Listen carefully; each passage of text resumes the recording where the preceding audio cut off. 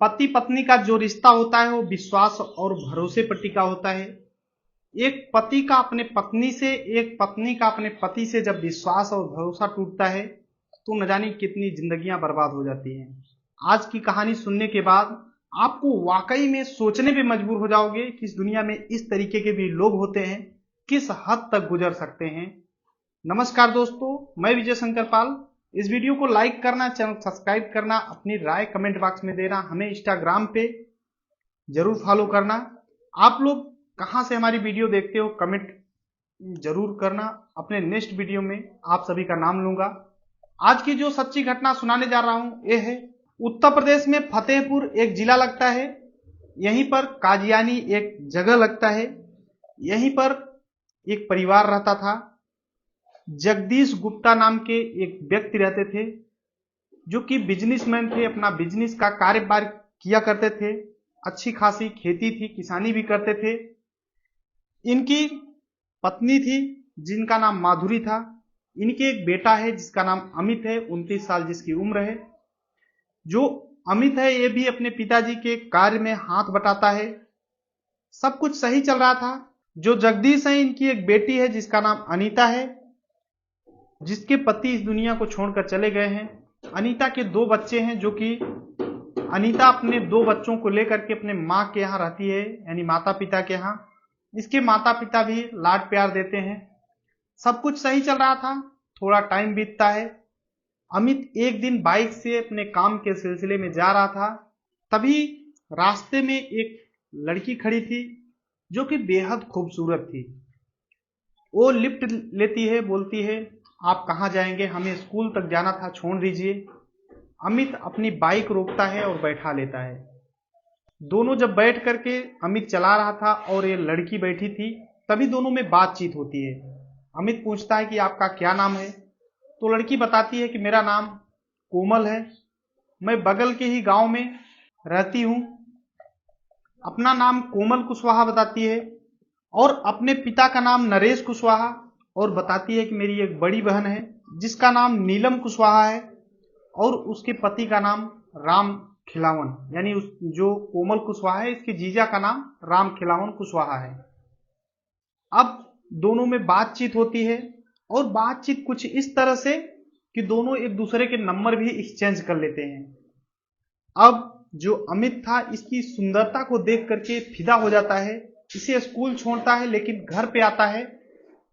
जैसे ही शाम होता है, अब जो उसे नंबर मिला था उस नंबर पे शाम को फोन करता है। कोमल उठाती है, दोनों में थोड़ा बहुत बात होता है। 1-2 दिन फिर से बीतता है, फिर से दोनों में बात करते करते ये दोनों दोस्त बन जाते हैं और ये दोस्ती कब प्यार में बदल जाती है दोनों को पता ही नहीं चलता है। अब दोनों कहीं कहीं चोरी छिपे मिलना भी शुरू कर देते हैं। दोनों में शारीरिक संबंध बन जाता है, यानी अमित और कोमल कुशवाहा में, अमित गुप्ता और कोमल कुशवाहा में। धीरे धीरे टाइम बीतता है। अमित कोमल से शादी का वादा कर लेता है। अब अपने पिताजी से एक बार बोलता है, अमित बोलता है अपने पिताजी से कि हमें उस लड़की से शादी करना है जिसका नाम कोमल कुशवाहा है। उसके पिताजी मानते नहीं है क्योंकि कास्ट चेंज था, दोनों का कास्ट यानी जाति जो था अलग अलग था।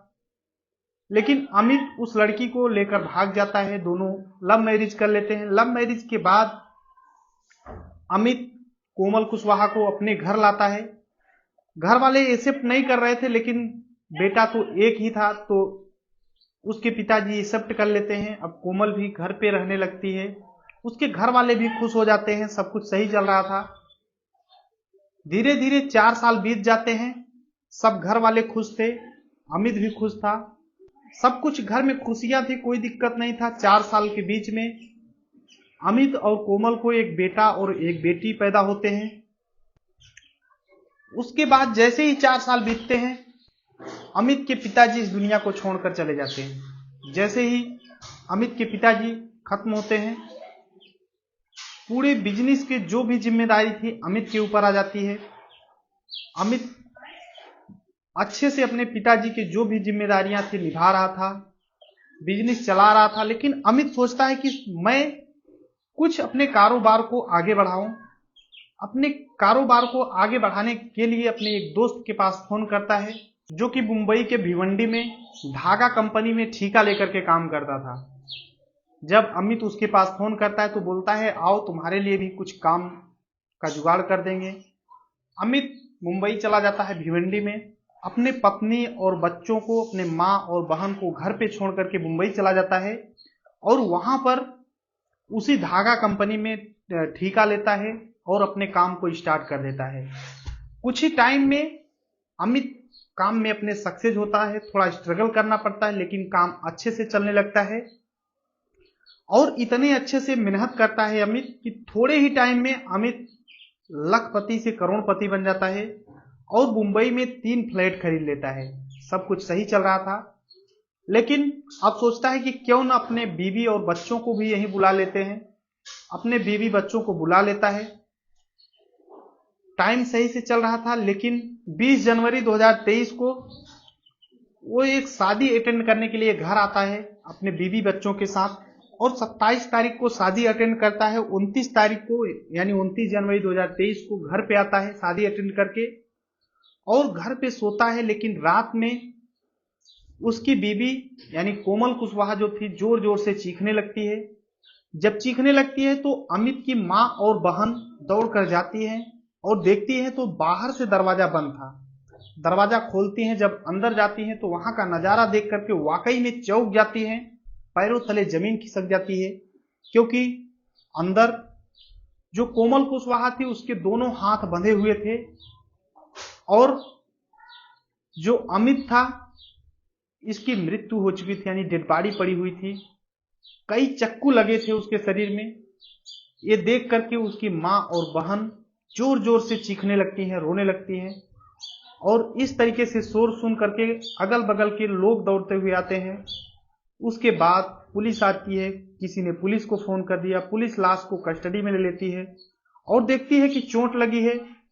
तो कोमल कुशवाहा से पूछती है पुलिस कि आखिर ये सब कैसे हुआ। कोमल बताती है कि लगभग 5 से 6 बदमाश आए थे अंदर और हमारे पति को मारने की धमकी दे रहे थे, झगड़ा कर रहे थे। उसके बाद मैं भी बोलने लगी तो मुझे बांध दिए और हमारे पति को मार डाले। कोमल कुशवाहा जब इस तरीके से पुलिस से बोलती है तो पुलिस भी उस लाश को अपने कस्टडी में लेकर के पोस्टमार्टम के लिए भेज देती है और पूछताछ जांच पड़ताल स्टार्ट कर देती है कि आखिर अमित को किसने मारा। अब पुलिस जब जांच पड़ताल कर रही थी, अब पुलिस अमित के माँ और बहन से जब पूछताछ करती है तो उसकी माँ और बहन सीधे एक शब्दों में बोलती हैं, दोनों एक सुर में बोलती है कि इसे मारने वाला कोई और नहीं बल्कि कोमल कुशवाहा है। पुलिस सुन करके दंग हो जाती है कि उसकी पत्नी अपने पति को आखिर क्यों मारेगी। अब कोमल कुशवाहा को पुलिस अरेस्ट करती है और थाने ले जाती है, फिर पूछताछ स्टार्ट करती है। कोमल कुशवाहा बोलती है कि साहब मैं अपने पति को आखिर क्यों मारूंगी, लेकिन पुलिस जब सवालों पे सवाल ठोकती है और कहते हैं ना पुलिस के चंगुल में कोई भी फंस जाए तो किसी न किसी तरीके से वो उगल ही देता है। ऐसे ही कोमल कुशवाहा के साथ होता है। कोमल कुशवाहा टूटती है और एक कहानी बताती है और वो कहानी जब दुनिया के लोग जब सुनते हैं तो वाकई में चौंक जाते हैं। कोमल कुशवाहा बताती है कि आज से कई साल पहले हमारी और अमित की यानी कोमल और अमित की लव मैरिज हुई थी। लव मैरिज के बाद 4 साल बहुत अच्छे से बीते थे। उस बीच में एक बेटा और बेटी हुई थी। उसके बाद अमित अपने बिजनेस के सिलसिले में मुंबई चला जाता है, वहीं पर काम धाम करने लगता है और जो कोमल है ये अपने ससुराल में यानी अपने सासू माँ और ननद के साथ रह रही थी, लेकिन फिर भी पति के बिना अकेले थी। उसे शारीरिक सुख नहीं मिल पा रहा था। 4 साल तक तो सही था, लेकिन उसके बाद उसका मन बहलने लगा। दरअसल जो कोमल कुशवाहा थी इसकी शादी से पहले इसके जीजा से अवैध संबंध थे। इसके जीजा जो कि राम खिलावन कुशवाहा थे, लेकिन शादी जब कोमल कुशवाहा की हो गई तो 4 साल बिल्कुल भी राम खिलावन से और कोमल से बिल्कुल भी संबंध नहीं था। लेकिन जब अमित बाहर चला गया तो कोमल कुशवाहा को अकेलापन महसूस होने लगा। तब उसे अपने जीजा यानी राम खिलावन कुशवाहा की याद आने लगी। अब राम खिलावन कुशवाहा के पास फोन लगाती है। राम खिलावन कुशवाहा 4 साल बाद जब अपनी साली का फोन देखता है तो खुश हो जाता है और दोनों में बातें स्टार्ट हो जाती हैं। तब कोमल अपने जीजा यानी राम खिलावन कुशवाहा से बोलती है कि मेरे पति घर पे है नहीं, मैं अकेली हूँ, अकेले मेरी से रहा नहीं जा रहा है। तब राम खिलावन कुशवाहा अपने साली के घर आ जाता है। अब अक्सर ये आता फिर जाता और घंटों अपने साली के रूम में पैक रहता।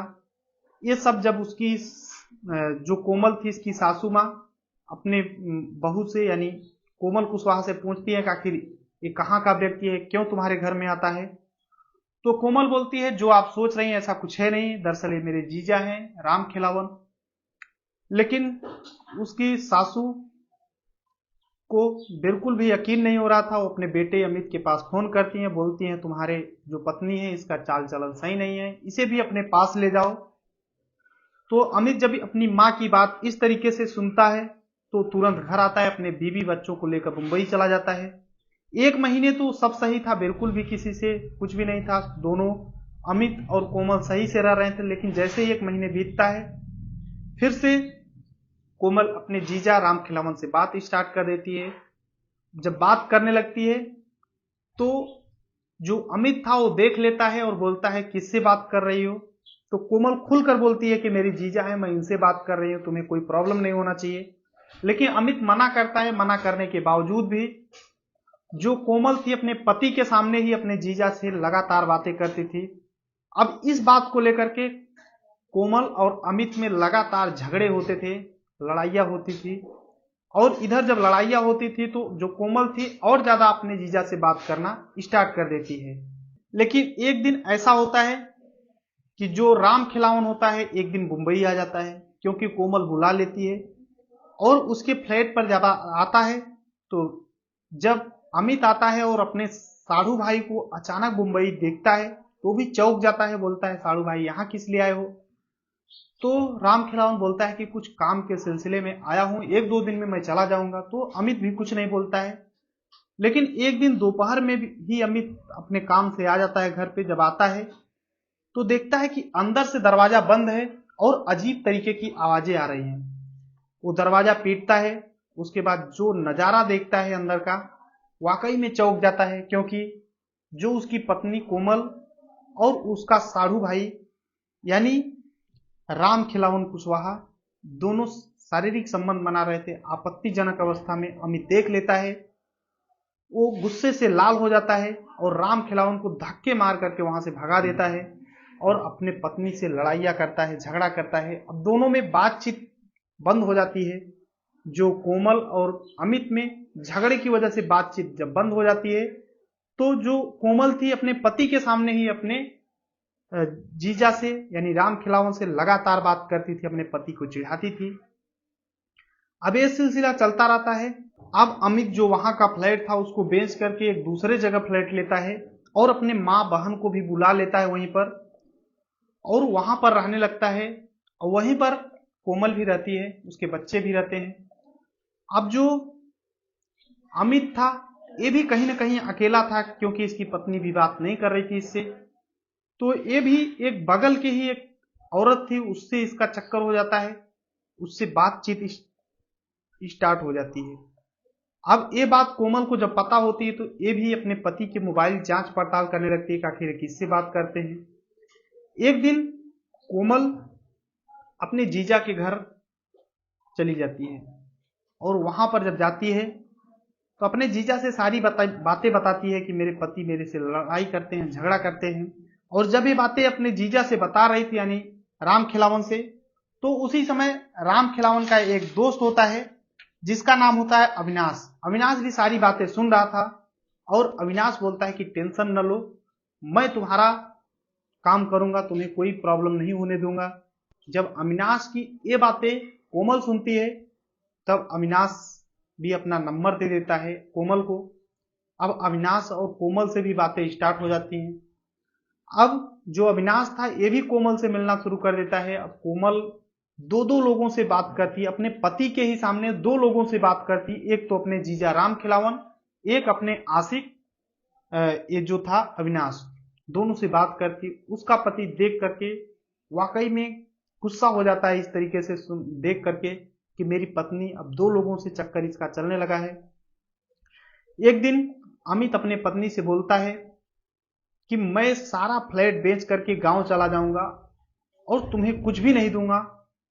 तो जो कोमल है बोलती है कि देखो 3 फ्लैट है, एक तुम बेचो चाहे जो करो, एक मेरे नाम से कर दो, एक बच्चों के नाम से, ताकि बच्चे जो हैं पढ़े लिखे, हम लोग चाहे जो भी हों लेकिन बच्चे पढ़ लिख करके अच्छा बने।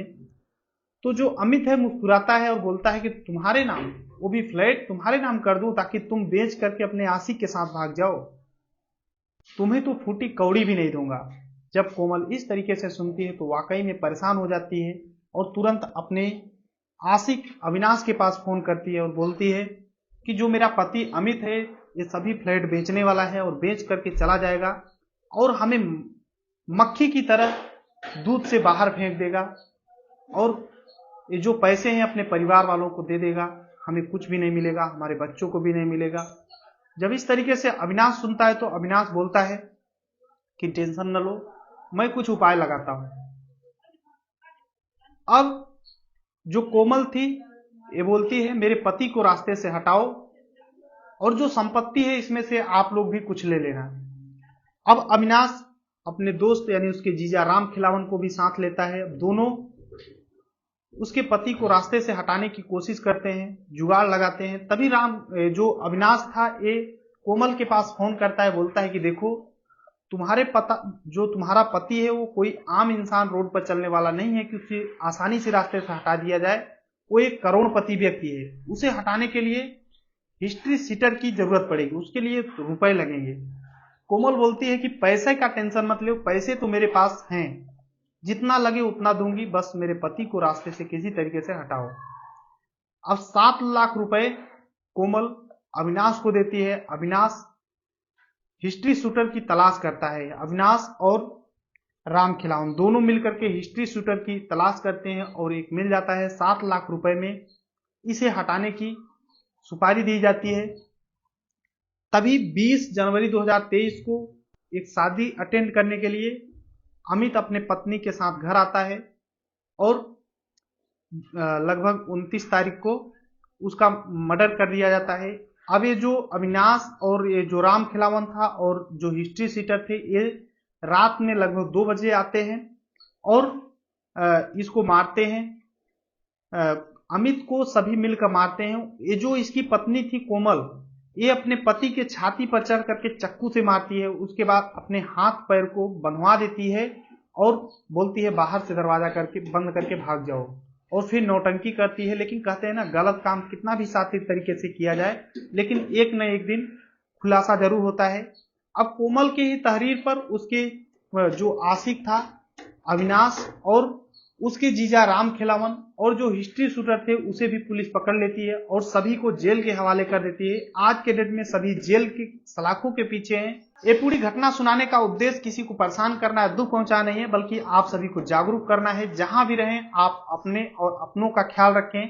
अगर वीडियो अच्छी लगी हो तो एक लाइक जरूर करना, चैनल को सब्सक्राइब करना और आप लोग कमेंट जरूर करना। जो भी आपको अच्छा लगे, कहानी में कुछ अच्छी चीजें हैं तो वो भी बताना, कुछ गलत है तो वो भी बताना। मैं सभी का तहे दिल से स्वागत करता हूं कमेंट बॉक्स में।